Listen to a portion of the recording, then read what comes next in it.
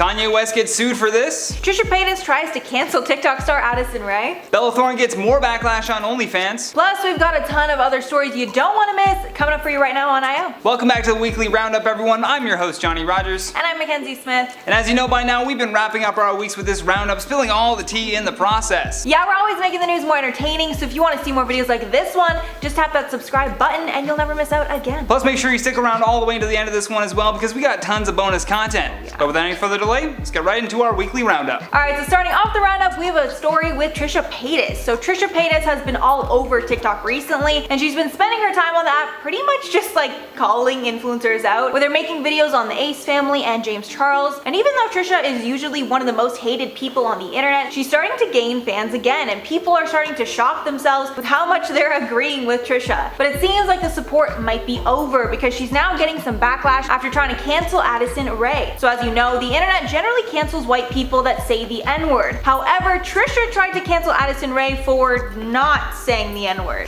Let me explain. So in the TikTok, Trisha starts off showing a quick video of Addison dancing to a song, and in the song, when the rapper says the N-word, Addison does this instead of saying the word and obviously getting in trouble. But Trisha didn't like that, and she doesn't like the fact that the new gesture is a replacement for the N-word, with Trisha getting mad that there's now a dance move for the N-word in general, and she also had issues with the fact that the move is silence, like people are silencing the word. But obviously that makes no sense, and Addison was just trying to be respectful by not saying the word. And practically everyone in the comment section of that video agrees, with people commenting that Trisha is going way too far and that it's ridiculous for someone to get canceled for not saying the N-word, with people even regretting their support of Trisha, with them saying that they're upset because Trisha was doing so well before this. And I'm just so happy that the internet agrees that some things really are not that serious, and influencers don't need to be canceled for like every single little thing that they do. And before we move on to our next segment, make sure to hit that like button because it really helps us out here. Now let's head over to Johnny for an update on our Lil Wayne story. Leading up to the election, we saw several baffling announcements of certain celebrities showing their support for Donald Trump. One of those people was rapper Lil Wayne, who tweeted a photo of him with the president and said, "Just had a great meeting with Donald Trump. Besides what he's done so far with criminal reform, the Platinum Plan is going to give the community real ownership. He listened to what we had to say today and assured he will and can get it done." Unfortunately, Lil Wayne's longtime girlfriend Denise Bideau was not pleased by this endorsement. Various hip-hop blogs are now reporting that she has dumped him due to the support for Trump. Of course, this comes after many other ongoing relationship issues that the pair have had, but the Trump backing was definitely her breaking point. Lil Wayne seems to have addressed the split in a recent tweet that was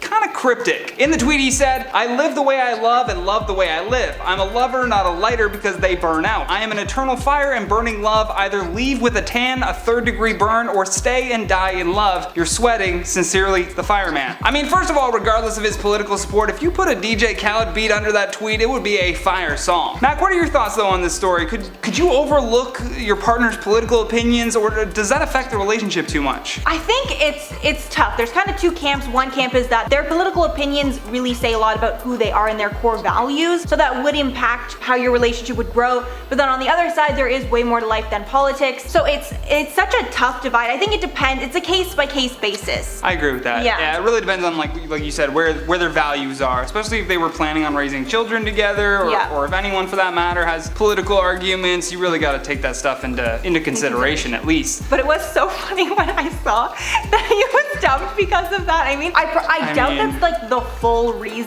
Sure, yeah. Probably other reasons. There's probably other reasons. Probably not just Trump, but it is pretty funny to see the headline "dumped because of Trump." Yeah. You're like, okay. Quite a statement on her end. Yeah. Now we need her response. Well, let's head over to Brie's corner to hear about this recent controversy between the Nelk Boys and YouTube.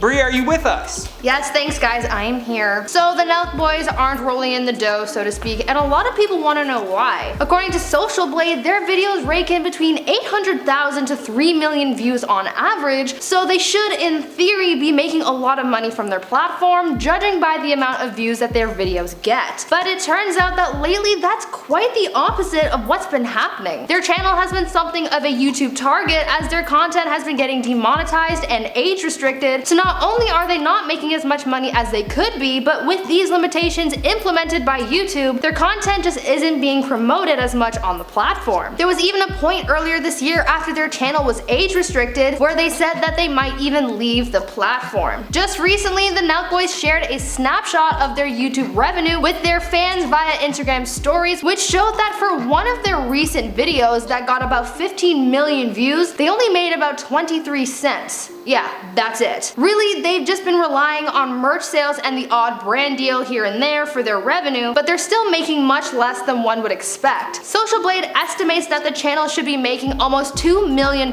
per year, but because of these restrictions YouTube has placed on their content, they aren't able to earn the money that they should be on merch sales alone. Just recently they faced backlash for their partying and breaking COVID restrictions, and they had their channel demonetized for risking the health and safety of others during the pandemic. So this really hit their channel hard, but let me know in the live chat what you guys think. Is it fair? I mean, they've been in a lot of hot water in the past and have even faced legal trouble, but at the same time, do you guys think that they should be eligible to receive more than just a few cents on their video? Let's get that discussion going, but for now, let's get into some Oreo talk. In Oreo news, it turns out that Milk's favorite cookie will actually be the one thing to outlive us all once the apocalypse comes, and it will come. In what I believe to be the second best PR stunt, right behind the Space Nuggets, the team at Oreo has decided to preserve a supply of their chocolatey treats for future generations. This idea came from Twitter of all places after a user asked the very important question of, quote, if an asteroid hits Earth, who will save the Oreos? A very pressing matter, it seems. Well, there's finally an answer to that question, since now there's a doomsday Oreo plan in place. Turns out there's a seed vault in Norway which houses the world's seeds so that in the event of an apocalypse we can replant everything and start again. Well, this vault gave the Oreo PR team an idea to create a vault of their own to house a supply of cookies and powdered milk so that people can enjoy them in the future. So once they hatched the plan, they took a trip to Svalbard, Norway, just a little ways away from the Great Seed Vault, and built the Oreo Vault, complete with extensive security measures, or so they say. With the way that the year's been going, honestly, the apocalypse really doesn't seem that far out, so we might get a taste of those Oreos a little sooner than we think. Would you guys visit the Oreo Vault in the apocalypse, or do you think it'll end up being a scene similar to that of the Hunger Games when everyone is trying to reach the cornucopia? Let me know in the chat. But for now, back to Johnny and Mackenzie. Thank you so much, Brie, for those updates.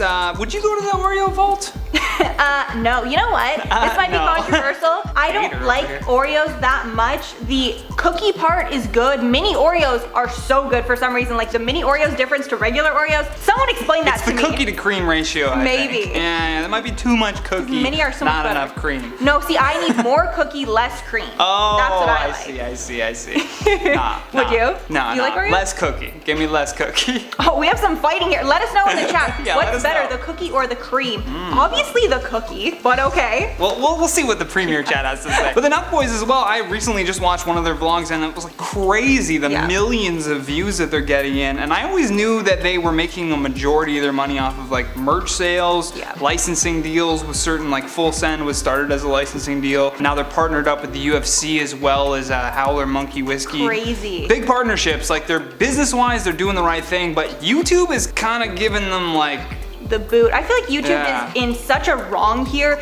These guys, people love them. They are huge, like you said. They're getting so much recognition. They're so huge. Their fan base loves them. And if they leave, maybe their fan base will follow onto whatever platform they go to. So it's such a huge miss for YouTube. I mean, let these people, let them monetize if they're not doing anything bad. If we're letting Logan Paul go into a Japanese forest and film what he filmed, not saying that that was okay, and not saying that YouTube should have allowed that. They've changed, of course. They've changed, of course, but it's like, you can't really keep applying these double standards, especially when these kids aren't really doing anything. They don't do anything that bad. They're getting COVID tested like 9,000 times. When I watched the vlog video, they were getting COVID tested like every other 5 minutes. It's just wild. But I believe you have some TikTok news for us, so yes, I do. As we say here in the biz, get out of the spill zone. The spill zone. Now that we're talking about it, spam the chat with spill zone. That is literally my favorite saying of all time. Johnny's a genius. All right, but now we have some Addison Rae and Bryce Hall news. So in some TikTok news, two of the platform's biggest stars, Addison Rae and Bryce Hall, are sparking dating rumors once again, as the confusing couple is notoriously on and off. Their relationship started in about November of 2019, and since then there has been tons of drama between the two. Like when it started and everyone was convinced that they were dating, but then Addison's mom, Sherry, shut down the dating rumors, but then they were seen out together and people thought that they were back on. But then Addison deleted all their pictures together and started tweeting out very breakup-esque stuff. This then caused the whole internet to urge them to handle their issues privately, which they documented did happen. But after Bryce just documented their recent Halloween costumes and Addison started showing up in his vlogs again, it's pretty clear that they are back on once again. And I am personally obsessed with Addison, but I'm really doubting her, decision making when it comes to men. I do not approve Addison. And now over to Johnny for some, feel good news that we all just need to hear. I love the feel good news section. Thank you, Mackenzie, I like it too. An Ohio man who was once separated from his own siblings by the foster care system has recently done something that will just warm your heart to no end. Robert Carter was just 12 years old when he was placed into a foster home and separated from his 8 siblings. After coming to terms with the emotional trauma that this caused him, now at 29 years old, he is refusing to let that happen again. Robert recently adopted and reunited 3 brothers when he became a foster parent in December of 2018. However, later on he discovered that the boys also had 2 sisters who were still in the foster care system. The siblings had been separated for 6 months, and Carter made an incredibly generous effort to reunite all of them under one home. The Hamilton County Twitter page quoted Mr. Carter saying, "I was already thinking about adopting all of the kids, but when I saw them crying, I was like, okay, I'm going to take all 5 to keep them together." However, now the Carter family needs our help. They are looking for a proper home to house all 5 children, and a GoFundMe has been set up to assist with the process. We know right now that we are in challenging times financially, but even if you can share the link with some friends, maybe these kids will finally have a place that they can call home. As always, the link for that will be down in the description below. But now let's move on to sports and science with our host Jared, who I believe is on location at a brewery today. Jared, are you with us? I hope you're not drinking on the job, buddy. In the sports world, which as we know has gotten quite political as of late, it seems players for the Pittsburgh Steelers have decided to show their support for the people we're all forgetting about. The focus has been on Trump and Biden, as well as the remaining states still up for grabs, in which workers are tirelessly counting votes to determine who's taking it all. One of those states is Pennsylvania, and Steelers players decided to show their appreciation for the hard workers at the Allegheny County ballot counting site, buying dinner for all those putting in the hours. It seems other NFL players are following suit, at least in regards to helping the country one way or another, as Kansas City Chiefs star QB Patrick Mahomes teamed up with the Chiefs organization to open Arrowhead Stadium, where they host games, and use it as a voting site on Election Day. The 6-figure cost was split between the Chiefs and Mahomes Charity 15 and the Mahomes Foundation. Nice to see sports are bringing the best out in people. And if you guys want some more sports related news, I'm launching a little sports channel, so come on down, come say hi. Yeah, why not? Support your boy. Sports. Moving on to some science news, a student has decided to create beer using discarded supermarket bread. In hopes of creating carbon negative beer, Dimitris Myriostoidis decided to launch Dodo, and he's using old supermarket breads and foods to not only reduce waste, but also create a sustainable brew that gets you pissed. I'm on board. The 23-year-old has already garnered some interest in his company, Future Brew, and has secured a £20,000 investment, which is likely only the beginning of what's to come. The engineering student currently sells the beer across Southampton, where he's studying, but is expecting the investment to help him expand across the country. He explained, I quote, "I am so excited with everything that we have achieved so far, from providing ingredients for 8,500 meals to the most in need during the lockdown, to have saved over 11.5 tons of CO2 from the atmosphere. This investment will help us upscale our production, access big retailers and supermarkets, and increase our impact across Southampton and the UK in the future." Also, before I toss it back, let's get that Premiere chat to spam the like button. We gotta hit 300 likes by the time this video is over. Now back to Johnny and Mackenzie in studio. And if you guys want some sports, That's pretty crazy though that they're feeding these ballot workers. Like Jared said, we tend to forget about the people that are putting in the most work right now. So important. This is a very close presidential race. I mean, it might even be decided by the time that this goes up, but as of right now, Nevada is still up in the air. They're asleep, I guess, right now.